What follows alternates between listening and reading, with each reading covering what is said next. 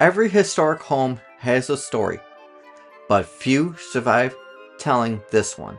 On a cold January night, the Morgan Manning house faced its greatest threat in 170 years. This is the anatomy of the fire that nearly destroyed the Morgan Manning house, and its remarkable journey to bring it back.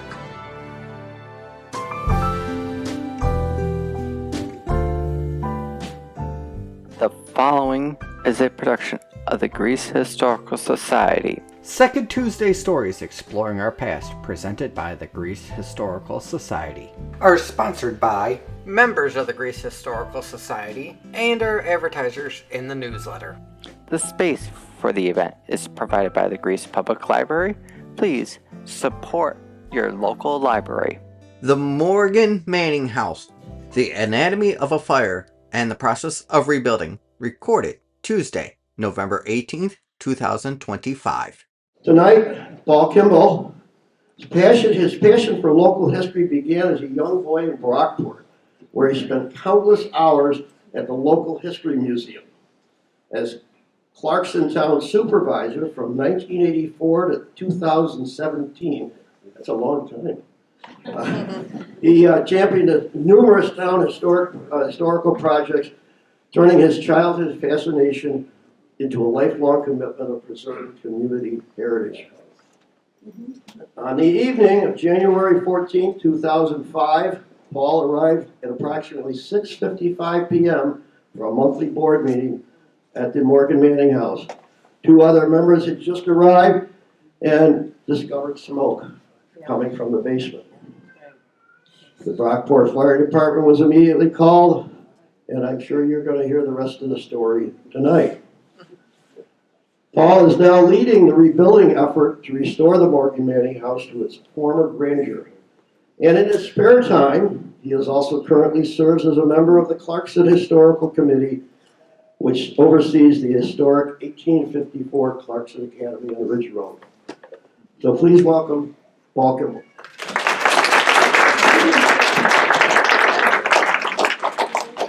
Thank you very much, Bill.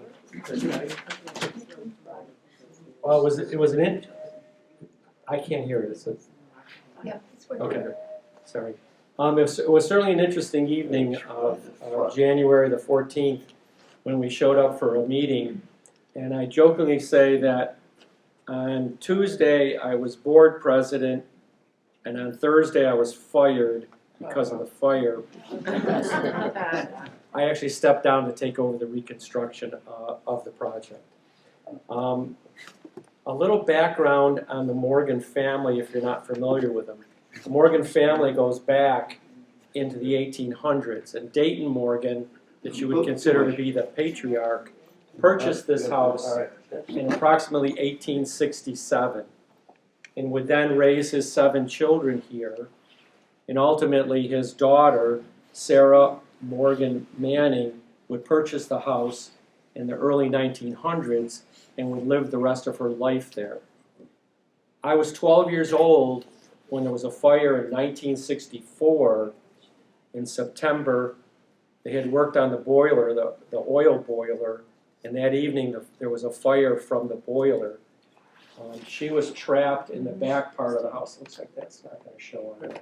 Okay, green doesn't work. Okay. She was trapped in the back of the house. Several fire departments came.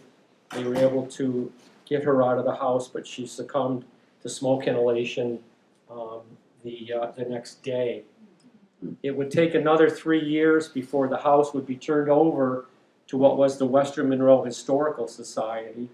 And recently, we changed our name to the Morgan Manning Museum as a 501(c) because everybody knows it as the Morgan House. Nobody knows it as the Western Monroe Historical Society. The Morgan family themselves, Dayton was very instrumental in partnering with Cyrus McCormick of Virginia, to build the Reaper. And they built the Reaper until approximately 1890, shortly after Dayton's death. They then went into building wagon wheels. The building that's the Brockport Cold Storage the large sandstone building portion of it, as where the reapers were built, then the wheels, and then it became a cold storage and became one of the first, not the first, but one of the first cold storages in 1920. The fire itself, first, that's my 38 Packard. Somebody else did the work and I get all the fun to drive it around. And I make a habit of driving around old houses and taking pictures. Another kind of irony is in 1964, when I was 12 years old and this fire happened, I was delivering newspapers to Dayton's daughter-in-law, Fannie Morgan, and little would I know that 60 years later, I'd be helping to preserve the family legacy, if you will. So the fire itself was contained mainly to the south side of the house, which is going to be our right as we look at this picture, and most of the fire was contained, if you divide this kind of into quadrants, it was the back quadrant. So if you're familiar with the house, it has two step downs. So you have the main part of the house that has a 14-foot ceiling in the front and approximately 12-foot ceiling in the upstairs. That was the main family headquarters. Then it steps down to another area in the back where the dining room was and the kitchen, and then it steps down again to where the summer kitchen was in a storage area. Gordy Fox, who's on our board, has drilled into our heads to close doors. And so the night of the fire, during the day, he had come into the house, made sure the doors between the front and the back were closed, and had turned up the heat in the back of the house for the fire. So what should have been a $50,000 fire very quickly became a $4 million fire. We had changed internet providers from Frontier to Spectrum. Spectrum had disconnected the fire system, alarm system, and not reconnected it. It had been disconnected for 18 months. Our alarm company had gotten all kinds of false alarms, on a fairly regular basis. People forget to shut it off. They didn't get anything for 18 months. They didn't notice anything wrong. What caused the fire was a component in the boiler that all it was a module that would open and close to let water flow in the boiler. And it was to let water flow into the second floor. It had been replaced on December the 4th, and it failed on December the 14th. Some of the pictures I'll show you. So the boiler is located over behind this side in the basement. And when they redid the house with the fire from 1964 rather, when they replaced the floor, they left a gap about that long, about a ½ an inch gap where the flooring didn't touch the 2x4. The fire got sucked between two floor joists at such a rate that the fire never burnt around the joists. It burnt down the center, got sucked up into the wall, came up the wall, hit a false ceiling, went into that false ceiling. The fire started sometime after 1:30 because somebody had been in the building at 1:30, and at 8 o'clock, the first floor ceiling fell. That's how fast moving the fire was. So this is the night of the fire. You can see the fires coming out of the Belvedere. This is probably somewhere around maybe 10 o'clock. The firemen had gone in to try to fight the fire inside and quickly retreated when they realized that the fire was in the walls and in the ceiling. They had a ladder truck set up in the front. You can see the edge of a ladder truck over here, another ladder truck in the back, and for 3 hours all they did was pour water into the building. The water got waist deep in the basement because at that point it ran out the basement windows. It was actually a charcoal mark all the way around. This is an aerial view of the fire. Somebody was kind enough, I'm not sure if kind enough is the right word, but somebody had a drone and was taking pictures of the fire as it was happening. This one's kind of Could interesting. you go back? Is that Main Street on the right? This Oh, building? yeah, let Yes. me do that for you. Very good, thank you. This is Main Street this way. This is Monroe Avenue. Right here in this corner is Nativity Church. We are on South Avenue going that way. And just outside the picture over here is One-Way Street, Union Street. It's kind of interesting because you're going to see where over here is where we retreated. It was about 8 to 12 degrees that night. We tried sitting in cars till about 8 o'clock, and it became obvious that this was going to be a long process. We walked across to the street. Two of us that were there are parishioners there, and they had a meeting that night, and they let us use, you'll see in a minute, where we set up. It was kind of sad. If you can imagine, we were in a building, and you'll see it. We're just looking out this big glass window, and the whole fire's in front of you like you're watching it on TV screen. I mean, that was really kind of the feeling of it. This is a heat-sensitive picture. For thermals. And so that's the temperature of the water that's coming out from the fire. You can see the flames coming out the side windows here. So over here, this lower area where they see the ladders, those are what I call the two red rooms. They're actually the library and reception room. They are the most exquisite rooms in the house, and they were somehow, for the most part, untouched. Because the fire got sucked across and up the other side. So the reason I show this picture is you see this fireman that's that's the sunroom right there, okay? The fireman's on the sunroom. The fire's coming out the roof above him. You see that big cornice that's over his head? That came down. That whole cornice flipped off. Wow. Luckily, that fireman was down from there when it happened. So what happened was the fire burnt down the roof, sort of in that area that you can see where the white smoke is, to a point where the soffit was heavier than the roof that was left, and the roof actually flipped right off. When it flipped off, and I'll talk about that in a little bit, there were two chimneys. There's a front chimney that actually flipped this way, and there's a back chimney that flipped in the other way. This is where we watched the fire from, at the church across the street. And it was just so real. It was like you were watching something on TV, but it was very, very good for the firemen.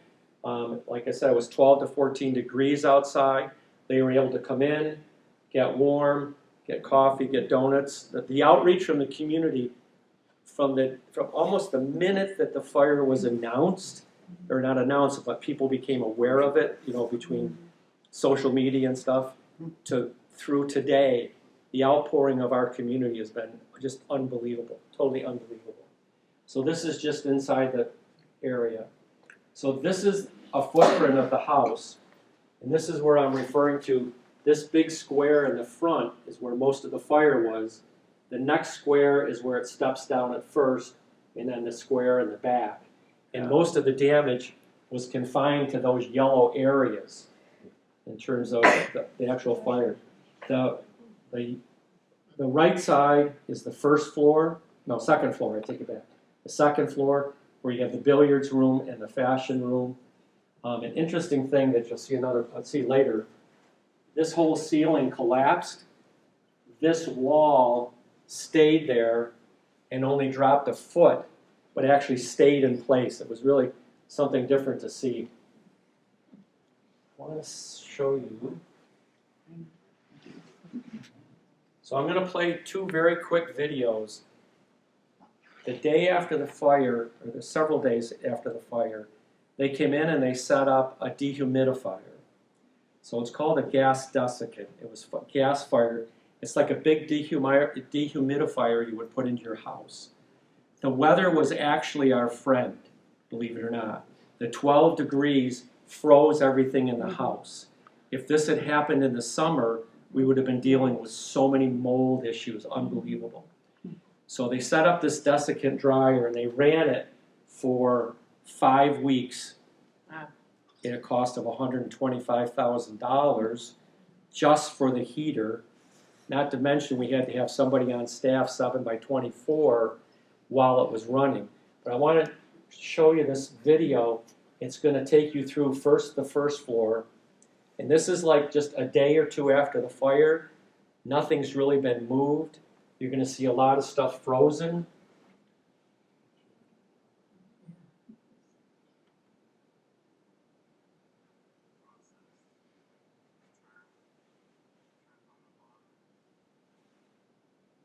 It's moving slow. I'm not sure why it's so jerky.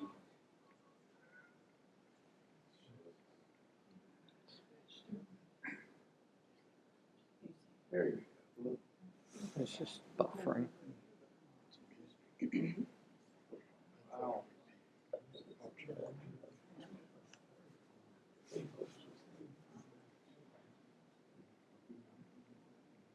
Those were the doors that have been closed. I'm going to stop it when it gets to the basement because the basement's not that interesting. That's back in the summer kitchen. You're saying the doors closed were better or worse? Better, the fact that they were closed. Yeah, that's why there's. This is the second floor. And I'm not sure why they're being so... Whoop. I don't know why it's being so jerky, because it played well.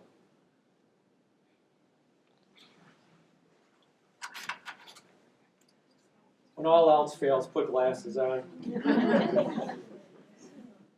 There you go. This was our museum room. They had just finished putting that together. Museum cases that they bought were interesting because they preserved everything in them. This was the front room. You see that case right there? That's all full. See that all full of snow or ice rather? Yeah. That's into the children's room. I'll show you a picture of that in a minute.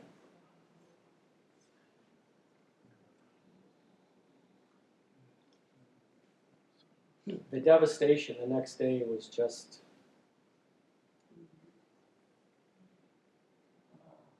So this is the next day. There's the roof part that had flipped off.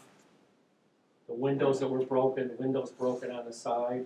I'm going to show you a picture in the reconstruction part that's hard to see, but these lentils above here, you'll see that one's off there, that one's damaged, and there was another one damaged next to it, and the work that they did to fix those. So here's the fire from up above. The fire, like I said, it started on the far side of that and got pulled up through. You can see the hole. If you look up here, there, you can see the hole where it came through into the attic. And then it sucked the fire all the way around the attic and burnt the rafters all the way around. But we have a great contractor who came in and sandblasted all that and saved us a small fortune. This is where the roof burned off. If I go back here real quick, and you look at this hole right here, to try to put in perspective just how hot the fire was, you'll notice here and here, there's no debris. The roof literally burnt right off. It was such a hot fire. This company, to me, is like a TV reality show, right? Storm Wrappers. Okay. Sounds like a reality show. But actually what it was is they wrapped the whole house in plastic about 8 to 10 days after the fire. So this is probably about the third week in January. And so they did it on a Friday. The next day, see where it's broken up in here, over in there? The next day the wind blew it off and they had to come back and basically do it all over again. But they came back, did it all over again, and that lasted until yesterday when they cut it off yesterday. So my understanding is it totally outlived its warranty. This is that decantint dryer that I was telling you about that they set up outside. It took 5 weeks, but it took and dried the whole house out very, very slowly. And so many of the artifacts, other than clothing or furniture that had any kind of material in it, other than that, we were able to save so much. This is where I was talking about where the fire traveled across that floor in the basement. It came up here slightly, and then across from it is where it came up into the wall. Wow. This is where most of the devastation was. Over there is the front living room. This over here was the billiards room, where the fire came up the wall that was over here, then into the false ceiling that was here, burnt that out, and then up through and burned out the ceiling. This is another picture of the same area. You can see where it came up and burnt the ceiling out. Here's the interesting thing. That wall that I pointed out that dropped, right? If I go back here, right there. This wall dropped a foot at that end, nothing up here, a foot at that end.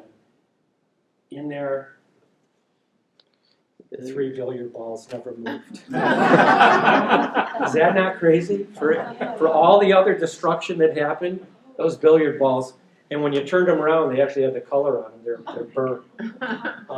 Just going back to that real quick, all of that wainscoting, and it went all the way around the room, was all stripped off and saved and will be reused. There was very, very little of it was damaged. And it was interesting because as somebody who's remodeled an old home, all of that wainscoting was put in with old, they're not cut nails, they're the next step above, right? They're machine nails, but they look like the cut nails, right? It was all put in with those. So there's the pool table. It was on the second floor. It ended up on the third floor. The good and bad about the pool table is, yes, we lost it, but it wasn't a family heirloom. There was very little furniture in here that actually belonged to the family. That one piece that I pointed out with the ice, and I'm going to show you another picture of it, that whole bedroom set was to the family and was relatively untouched. And there was a large cabinet that is unbelievable at the whole back end of this mess. It's this way, we can't see it here, but it's this way, that somehow nothing fell on it. It was against the wall, and how nothing fell on it's remarkable. I show you this because we had to do asbestos abatement. And I understand the concerns and the fears of asbestos, okay? The only asbestos we had in the building was from the first fire in 1964. It was 8% asbestos in the taping of the drywall. Not in the drywall, merely in the taping of the ceilings. Very minuscule, okay? Not to make light of it, but very minuscule. If you were in any other state, but New York State or California, you could just dispose of that commercially with a contractor, okay? Or if you owned the house on your own, you could throw it in the garbage, okay? But because we had to hire a contractor, it was $225,000 for asbestos abatement for something that was only 8% asbestos in the mud of the drywall that was totally soaked from the fire from a wire standpoint. I show you these bags because that room with the pool table in it took over 1,000 bags, double bagged. And think of a bag that has to be filled only to a point where a man can lift it, right? They were young lads, stronger than me, but still, 1,000 bags, double bagged, 2,000 bags. That's just the one room. That's not the rest of the house. Had to go out into an enclosed dumpster that was double wrapped with plastic. The ends, the doors. My opinion, we put more waste into that landfill in terms of plastic than the 8% asbestos that New York was worried about. So this is the good news and the bad news. So the bad news is you have a chimney in your living room. The good news is you have a chimney in your living room. Where I showed you the picture of the fireman standing on the roof of the sunroom, had this chimney fallen out of the house, it would have fallen into the sunroom and it would have destroyed the sunroom. But the fact that it fell into the house, it fell into that huge pile of debris. You might remember this picture up in there, showing where the pool table came down through. Chimney took the pool table. And that's the sunroom where it would have fallen in, and that's the outside chimney. The sunroom, for the roof falling on that corner, it's really sustained very little damage. Okay. There we go. This was the piece of furniture I was talking about earlier. See all the ice and water in there? Right? And that was in that front bedroom.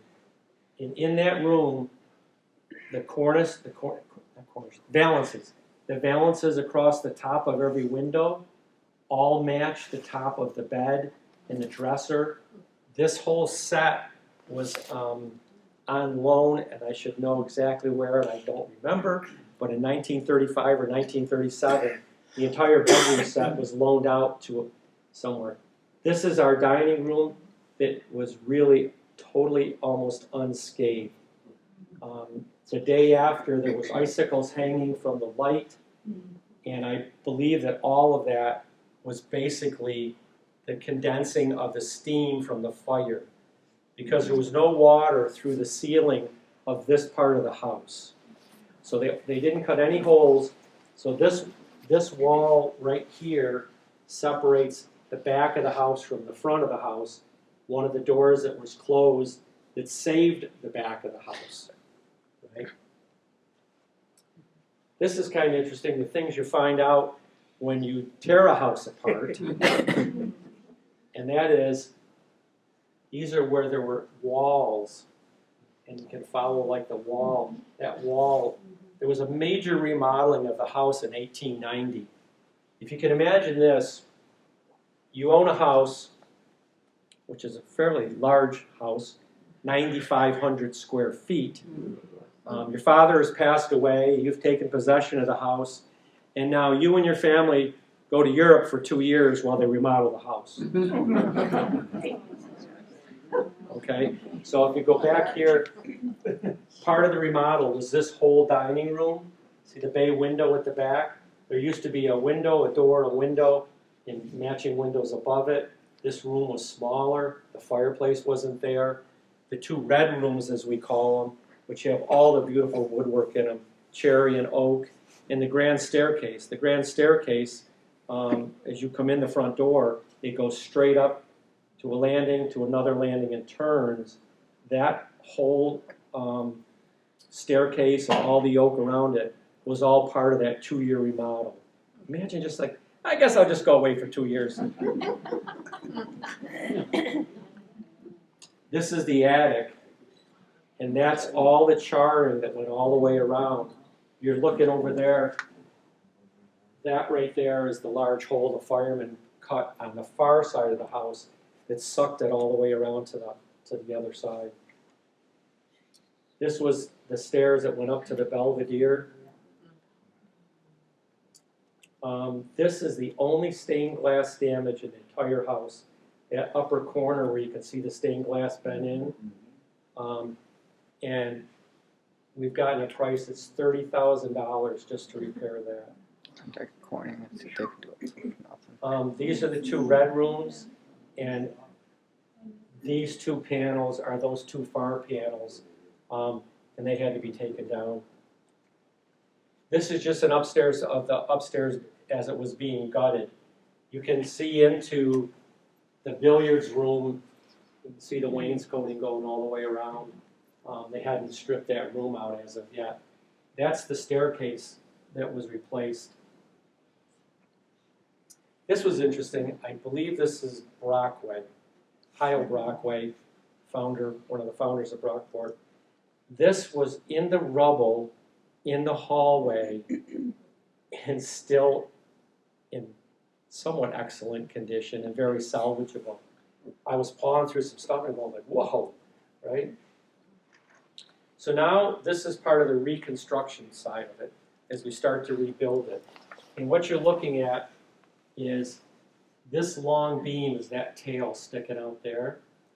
And they had to take, at the top of that staircase that I showed you, they had to take and raise the second floor 2.5 inches.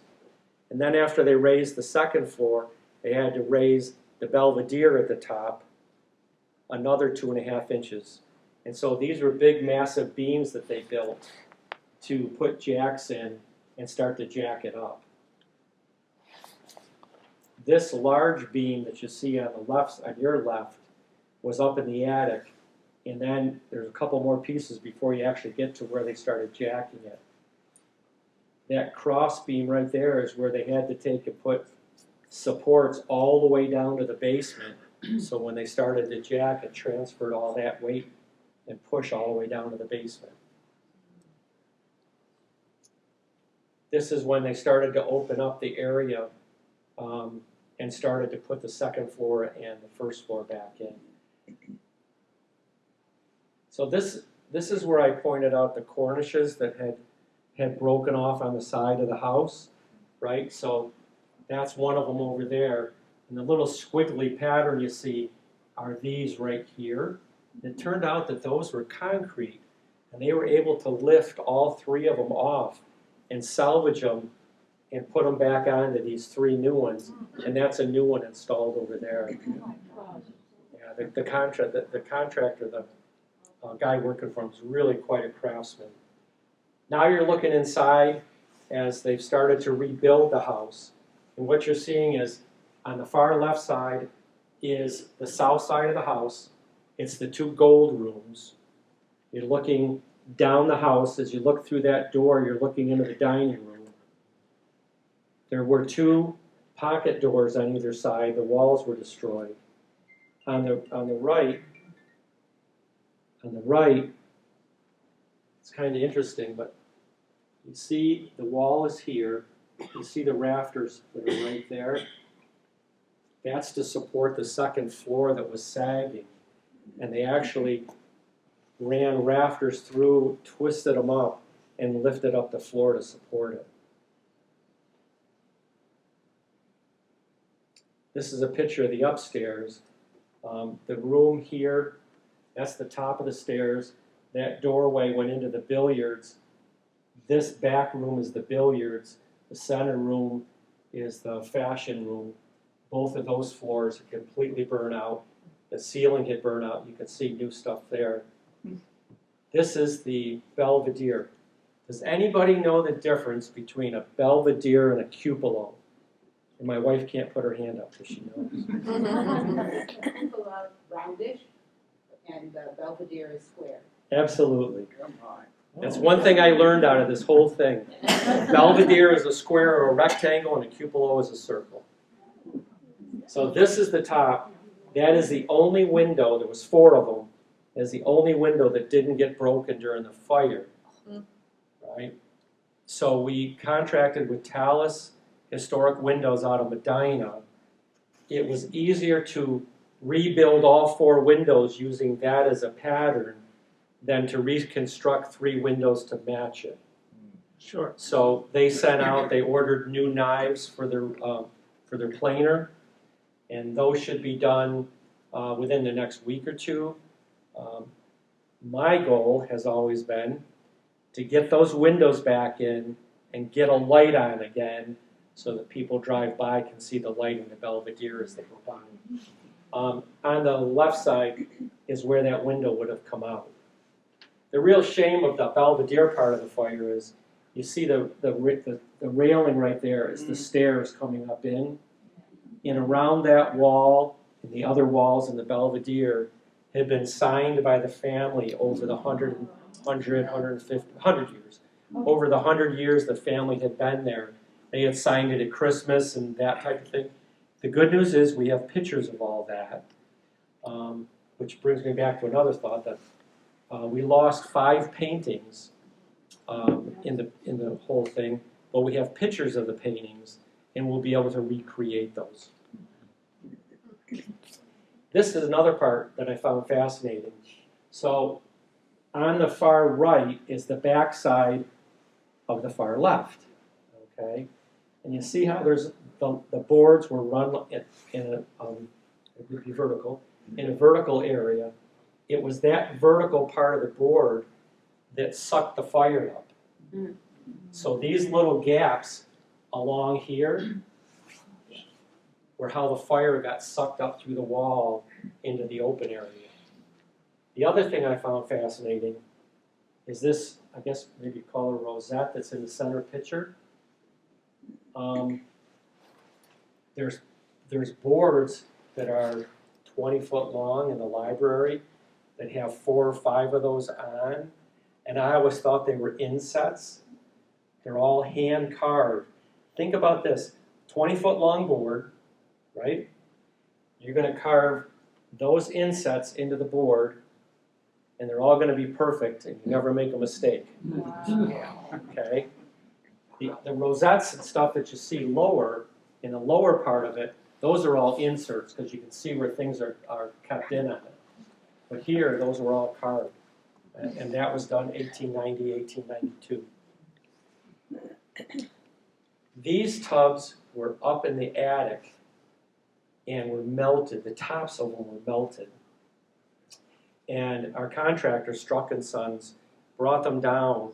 I had to take an oscillating tool and go around carefully and cut the top off of them. I opened them up. One of them was full of water, had been in the attic the whole time through the winter. There were 3 broken dishes that I think were probably from the lads bringing them down, not from, but to have a whole tub full of dishes with water, and they never froze. And this pattern, I didn't get the bottom of it, but the pattern of these dishes, some people might be familiar with it. They're called ABC dishes. So the whole outside ring's got the alphabet on it. Some of the inside dishes have, they call it parallel. Nursery rhyme? That's the one, nursery rhyme in the center. Thank you. I looked up one dish and I was shocked to find out that one dish on eBay was $75. And we have 3 tubs of them that were just up in the attic, right? They've been donated by a family. So now we're to some more of the reconstruction so you can actually get a better sense of what's going on. In these pictures, the center picture is the west wall, the front of the house. The other left and right pictures are the south side of the house where it was completely burnt off. And this is just more of the south wall. This was Monday morning where they had all the rafters in. And then they started this morning at the bottom of that, and by 4 o'clock this afternoon, that was completely sheathed, completely done with shingles, all the way to the top of the Belvedere. And if you look now, if you can kind of think back to when I showed you the storm wrappers and the white, and how the white started right at the brick, you know, went up in, and it was like it was missing its 2 front teeth, if you will, right? And now it actually starts to look like a house again. Just some more pictures that I'm working. These were from today. What sort of wood are you using? Well, I mean, this is just typical either fir or pine rafters. It's pine, okay, that's what I wasn't sure. Because there's different colors you can see. Yeah. So they seem mixed match. There's probably, depending on, believe it or not, they were able to buy it, I didn't realize this, 24-foot long 2x12s. Went And to they the needed Amish. those to go from the top to the bottom. Here you go to the Amish. We have temporary heat set up. There's a furnace on this side, furnace on the other side. This is another kind of better view of the 2 red rooms I was speaking about that thankfully are really relatively unscathed. And then I found this yesterday, down in the basement, poking around. This is probably the original telephone wire when it came into the house. Yeah. This is probably 1910, 1920, whenever telephones came about. If you look down in the corner, you'll see a porcelain, right? There's a screw that goes through it, and the wire went all the way back. There's 2 fuses on either side, and then there's wires. You can see the more modern wire, but there was actually 3 pieces of twisted telephone wire that I found just pretty fascinating. So the next question is, so where are we? You know, where are we in the whole process, right? So the contents of our insurance, I don't know if you've ever heard of a company called National Fire Adjusters. They're a locally owned company. It's basically they're on your side when you have a fire. They come in and make sure that you get everything you have coming. In this particular case, what they did is as soon as we hired them, they contacted Travelers and requested a certified copy of the insurance policy. And they found this policy. See where it says Inland Marine, $258,500? We didn't even know we had it. Okay? And you probably might be shocked what's buried down on the inside of your policy. They traced that policy back, and it went back to an address in, I believe it was Elmira, that today is a parking garage. It said that if you went to that address, you would find a list of all the contents that are in the house, but it doesn't even exist. We expect to get the $335,000 here shortly, but the contents will probably, will exceed about $300,000. This is some of the expenses I had talked about earlier. The asbestos abatement was $225,000. A company to oversee that was $30,000. The equipment to dry the building out was $125,000. The removal of the furniture, the glassware, etc. with ServPro. And I have to say, ServPro West, you've probably seen the advertisements for ServPro. They were absolutely incredible. They were the ones that brought in the decadent to dry the building out. They were the ones that carried a lot of the equipment out. A lot of that had to happen before we could bring in the asbestos abatement. We worked with a company out in Maryland. It was $37,000 to remove all the papers. They've estimated $36,000 to redo it. So here's where we are today. The asbestos abatement, the demolition, the removal of everything was $800,000 before we put one new 2x4 in the building. $800,000 to get to the point where we could start to do the reconstruction part of it. The rough construction for the roof and the windows are estimated to be $700,000. The Belvedere windows that I showed you, $4,000 a window to rebuild each one of those. Engineering and architectural fees to date, $49,000, and there's an extra zero on that one. It's not $89,000. I missed that. But electric and plumbing repairs to the rear of the house, $8,900. $8,900, not $89,000. The comma's in the right place. Somehow there's an extra zero on the end. And then window replacement and repair is at $32,000. In round numbers, we're at $1.6 million. And now we have to start the actual inside, right? Doing the insulation of the building, putting in the new electric, putting in the new HVAC system. We're looking at air conditioning the front of the house to make it more usable when we come to the summer months. So I show the donations to date, and I only held out this Girl Scout Daisy troop. These were first graders, okay? Kindergartners and first graders that came up with the idea of doing a bottle drive. The day they did the bottle drive, they got $3,700. A one-day bottle drive. Isn't that incredible? First graders came up with the idea. The last we checked, it was around 5,500 because you can continue to go there and they'll get credited towards us. All others were at about 430. This to me speaks to the strength of our community. The fact that we've had $435,000 donated without any fundraiser. I mean, I hate to say we haven't been there with our hand out. These are just people, right? We've had people who in California saw the fire and sent a $15,000 check. Wow. Okay? They went to school here. One of the nice things about the house from a community standpoint is all fourth graders walk down and go through the house every year.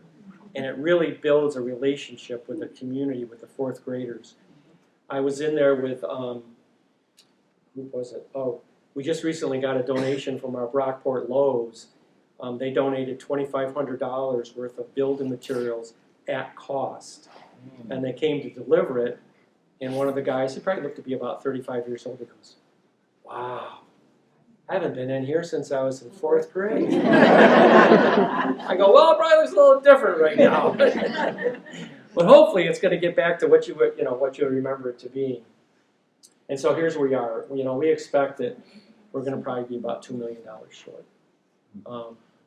But included in that $2 million is the nearly $500,000 that already has been raised.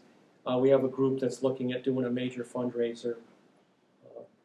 So last but not least, we can't thank everybody. I thank all of you for coming. One of the things that I took out of the earlier presentation that I'd like to go back to, there were 11 different fire departments. And I should have left that in, and I apologize for taking that out. But there were 11 different fire departments that came that night. They came from Albion, they came from Gates, they came from Bergen, I think right? recent Hamlin, Walker, Kendall, Hilton, Spencerport, North Greece.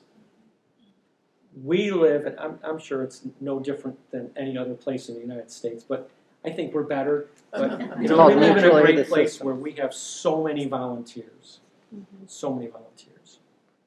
And I wouldn't be remiss if I didn't point out this nice young lady right here, who is our gardener and does a very, very good job of keeping the outside of our building looking absolutely gorgeous.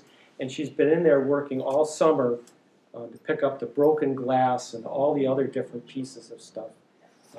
So we thank you. With that, I'll take any questions. If you have any questions. Hold on one moment. Yeah. Oh, if you, I want to bring up our treasurer. Sure. From us, Greece Historical Society, and I know now this doesn't sound like a lot, but here's a check for $1,000. Every little bit, okay? And this is not a little bit. $1,000 is a lot of money, okay? When you have an organization like this, it took them a lot of work on their own side to raise $1,000.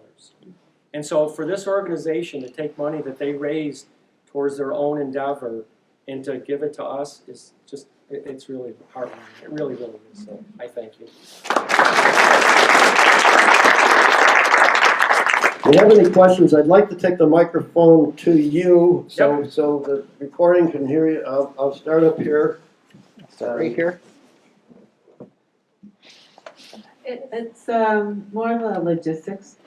How do you get a contractor or somebody to come in right away when I don't where the money is going to come from and what it's going to take and so just what kind of a relationship or something do you have to have with a contractor that's going to come in and do that? Yep. And where do these contractors come from? Are they local? Are they from far away? We're going to keep him busy. So the contractor is Struck & Sons. They're headquartered out of East Rochester. If you drive through East Rochester, you know where Wendy's is. The next intersection, next house is Struck & Sons. They are a fourth-generation family that specializes in fire reconstruction. They were recommended by our insurance people, NFA, and it just, luck was, I guess, on our side that they had the opening to fit us in. And the quality of the carpenters and the craftsmen has been unbelievable.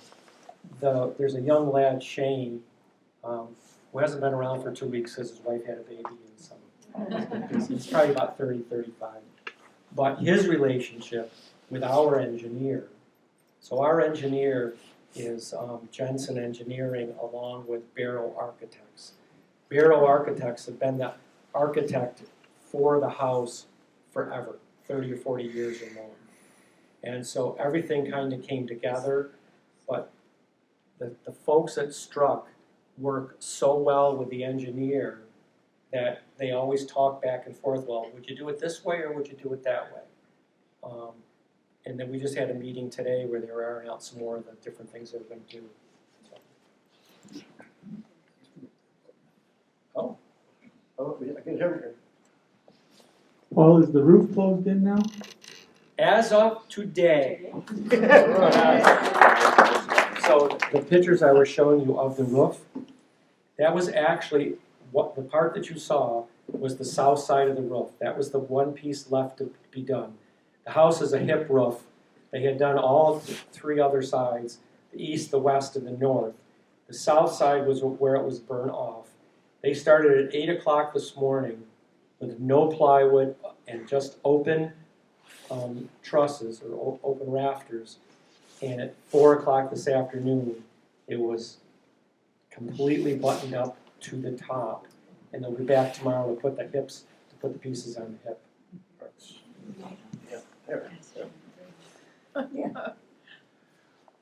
So I think you told us you're about 2 million shy at this point, estimated? 1.5 to 2. Okay, It's in my back pocket. yeah. So I assume there's some planning and some effort going on. Washington, Albany, grants from major foundations with. All of And that, all of that's all being talking to the mic. There is a group right now that's been working with a local Brockport woman, Mary D'Agostino. She's volunteering her time to. She is a fundraiser. That's what her life is, if you will. She's been working together to put a program together to start to do a major fundraiser. But I will tell you, Brockport is an incredible community in terms of sharing, giving, and helping. We've been through one fire. Hopefully this is our last one. Anybody else?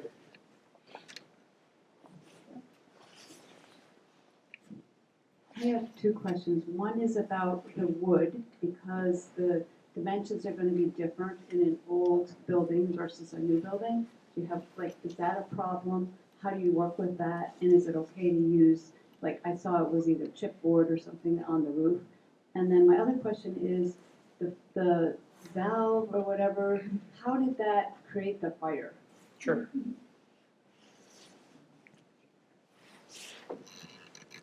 Let's go to this. You want to go to this slide?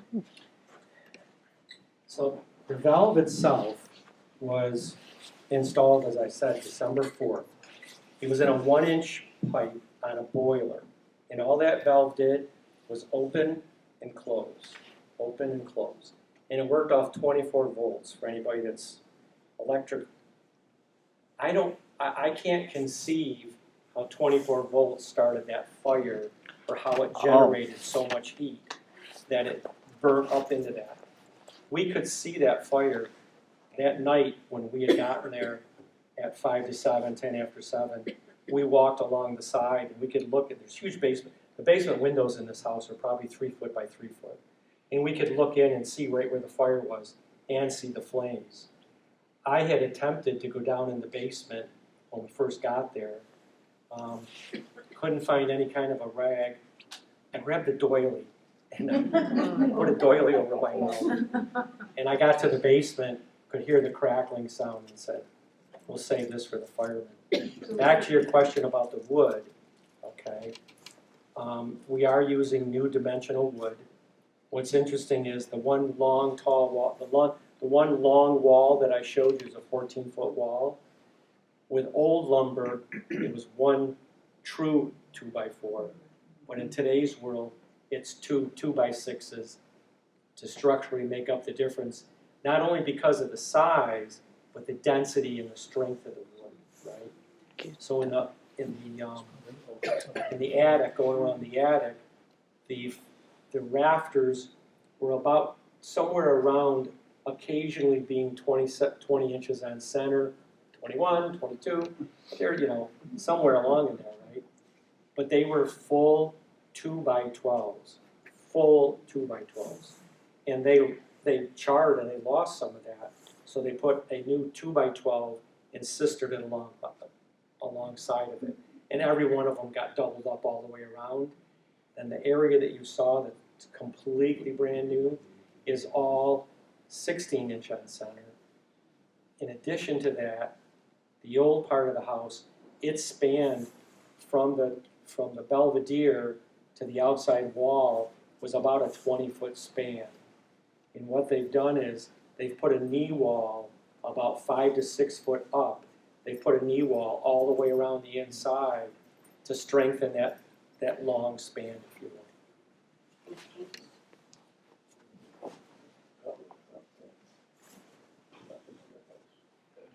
Are you gonna hit me? What? Have any claims been made or are they being made against the installer of the valve? Or Spectrum. So,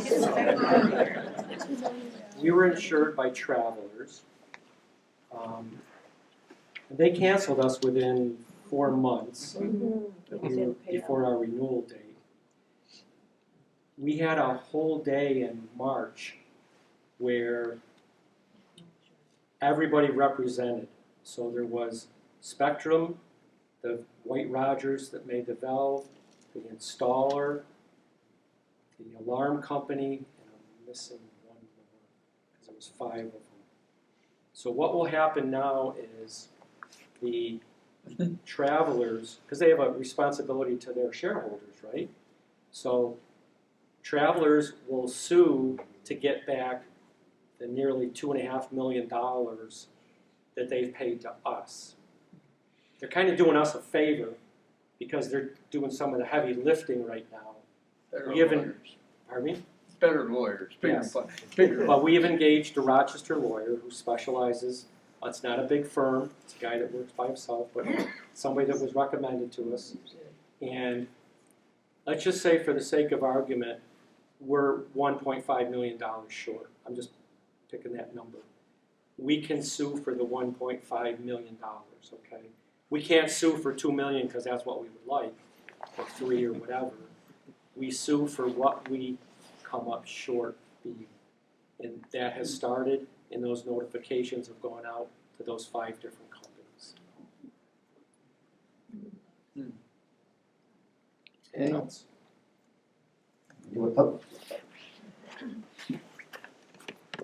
Have to follow it. With all the changes in building codes and building techniques, how did you figure all that out to bring it back to what you want?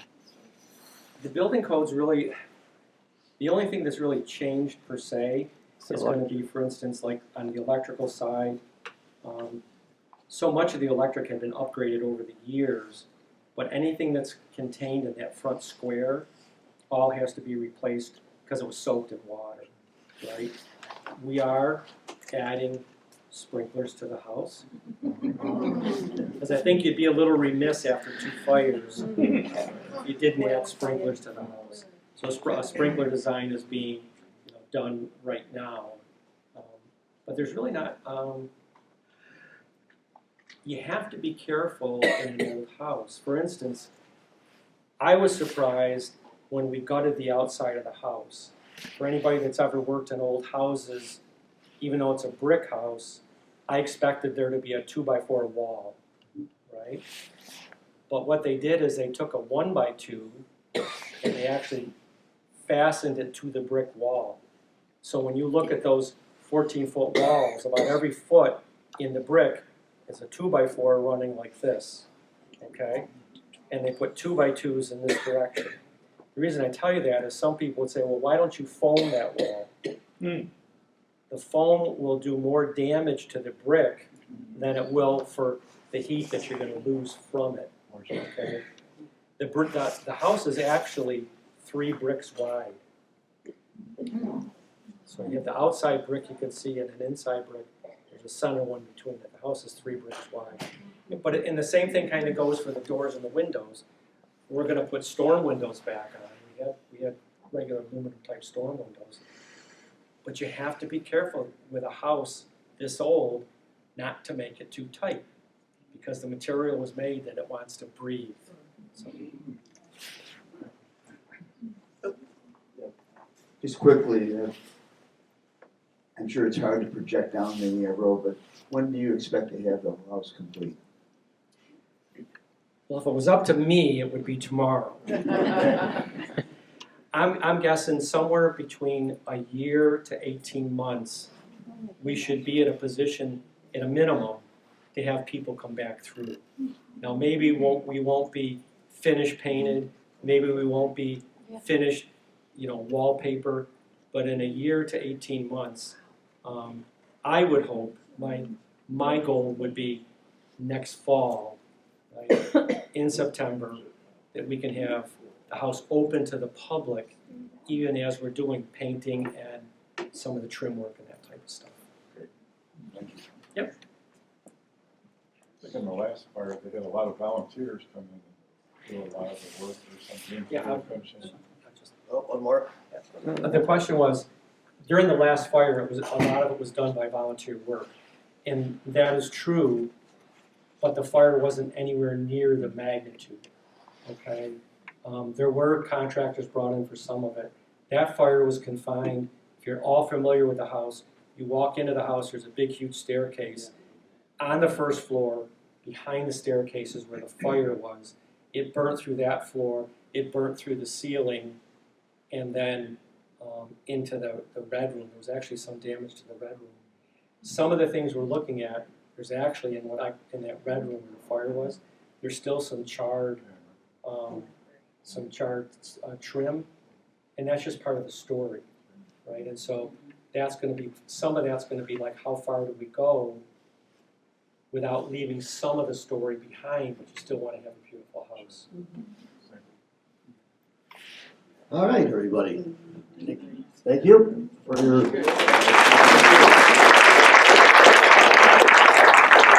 I know we have some Brockport people here, but for the town of Greece people, you're quite aware that next year we're going to have a new supervisor. But our January program is going to be an old supervisor. I shouldn't say old, but my age. Former. Don Riley is going to be our speaker, and he claims he's writing a book about the modern history of Greece, starting in the 1960s. He's my twin brother of a different mother. So that's going to be the second Tuesday in January. What's the date on that, Bill? What's that? What's the date on that? What's the date? Whatever the second Tuesday in January is. Yep. Watch the library's calendar, Capacity. watch the Facebook page, watch our, if you're a member, you get our newsletter. Don and I were supervisors at the same time. Well, maybe you'll enjoy. I want to write that down and come back. Okay. Yeah. 13. Were you longer than he? Yes. Wow. 34 years. 34 years. Tuesday the 13th. I won by 16 votes and I lost by 27. I don't know, Gordon Howe was our supervisor.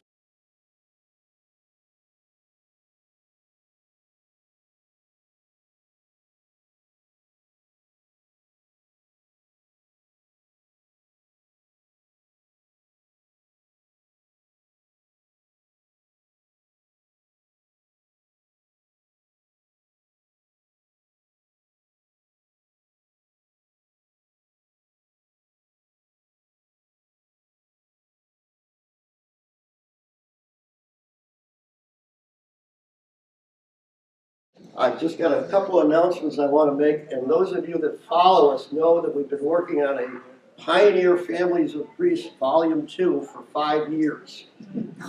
It's not, this is the draft copy, so we got to edit it this week. Can't see it. Yeah. Yeah. The book features 50 families. It's got about 500 photographs.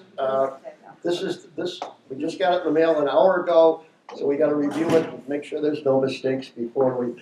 So we're pretty sure we'll have it ready in about 2 or 3 weeks. And the other project we've been working on for over 5 years is a study of the work of the architect Thomas Boyd. And again, this is the draft copy that will be sent to our funders and New York State for approval before we then make it into a book, which will probably be about a year.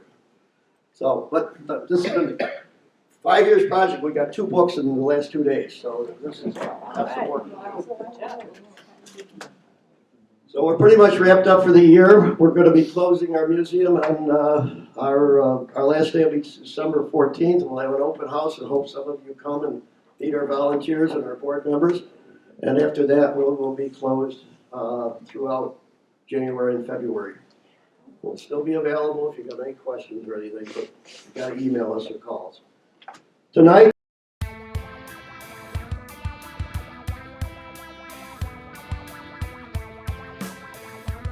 Want to subscribe to the Greece Historical Society on YouTube? Then click that subscribe button below. Click on that bell icon to get notified when there's new content available from the Greece Historical Society. You can visit us on the web at GreeceHistoricalSociety.org. You can find us on Facebook at Greece Historical Society, and you can stop in at the Greece Historical Society at 595 Long Pond Road.